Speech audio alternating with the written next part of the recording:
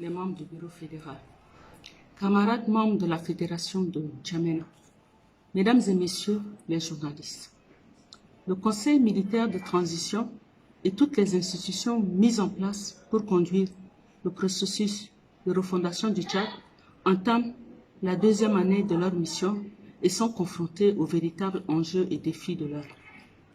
Il s'agit d'une part de la réussite des processus de réconciliation nationale et du dialogue national inclusif et d'autre part de la réponse aux besoins urgents des couches les plus vulnérables et surtout de la garantie de la continuité de l'État en préservant les acquis socio-économiques, la paix, la défense de la patrie, l'intégrité du territoire national.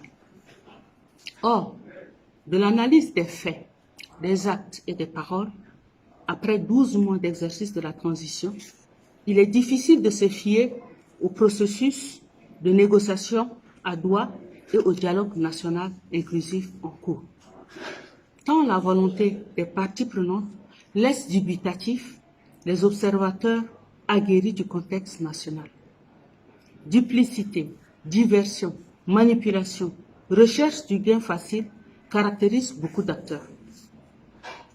Le report s'inédié du dialogue national inclusif signifie inéluctablement que les bases consensuelles ne sont pas encore garanties. Pour rendre crédible l'annonce d'une prochaine échéance du dit dialogue et dans les délais n'excédant pas la fin des 18 mois, le dit report devrait être accompagné de la publication par le comité d'organisation du dialogue national inclusif des termes de référence incluant la configuration et le quota des parties prenantes, la portée de l'agenda, le modèle de mécanisme de gouvernance des dites assises, afin de recueillir un consensus des acteurs et des parties prenantes potentielles.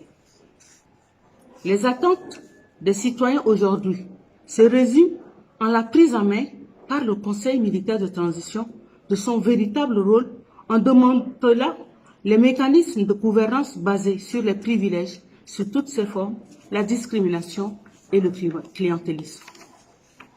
Abréger les souffrances sociales et rompre avec l'institutionnalisation de l'injustice qui sévit à tous les niveaux est une obligation et une nécessité absolue de la transition.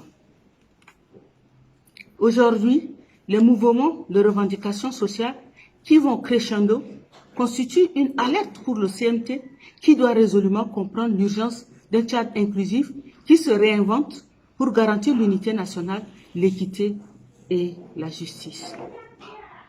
À Béché, Sandana, Kélo, Danamadi et enfin les manifestations du 14 mai 2022 contre la France mettent en évidence que rien n'est sous contrôle dans cette période de la transition sur le vaste territoire du Tchad. C'est une grande préoccupation. Cependant, quelle que soit la durée de la nuit, le soleil apparaîtra, comme disait un célèbre penseur. En effet, la roue de l'histoire tourne et ne seront surpris que ceux qui auront fait le choix de demeurer sourds et aveugles face aux étincelles. Si les hommes à qui Dieu a donné la mission de la refondation du Tchad ne s'exécutent, la providence n'est pas à son terme pour restaurer la nation. Le Parti pour la démocratie et l'indépendance intégrale est une organisation de femmes et d'hommes épris de justice et de paix à travers son refus de la discrimination, de l'exclusion, de la violence et de l'extrémisme. Il est du côté de toutes les couches sociales les plus vulnérables dont les droits doivent être protégés et à qui l'on doit garantir les meilleures conditions de vie.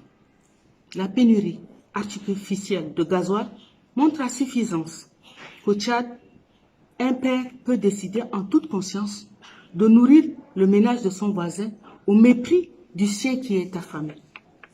La dignité humaine se trouve au cœur de tout projet de développement qui favorise l'inclusion. Alors que des sentiments anti-français s'élèvent, tous les partenaires du Tchad sont interpellés à prendre la mesure du ras-le-bol d'une jeunesse désabusée et qui n'est que le reflet de plus de 60 ans de gouvernance centralisée. C'est pourquoi le PDI, est résolument engagé dans une stratégie structurée d'information et de sensibilisation pour une nation tchadienne fédérale. Vive le Tchad indivisible, fédéral et prospère. Je vous remercie.